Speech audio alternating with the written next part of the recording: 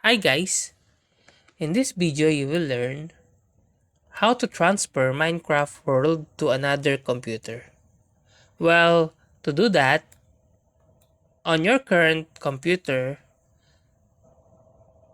type the keyboard Window then R to open your run application. Then type percent appdata percent in the file explorer. Then go to the folder Minecraft.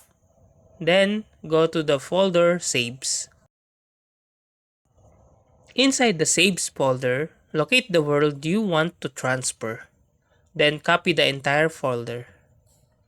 Use a computer, cloud, storage, or USB drive, or any preferred method to move the copied world folder to your new computer.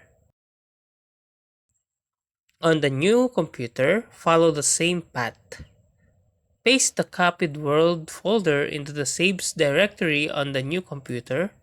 Then open your Minecraft on the new computer and you should see your transferred world into the world list. Load the world and you are all set to continue your Minecraft adventure on your new computer. And that's how to transfer Minecraft world to another computer. If you like this video, please click the like and subscribe and ring the bell icon to notify you to our next video. Thank you for watching.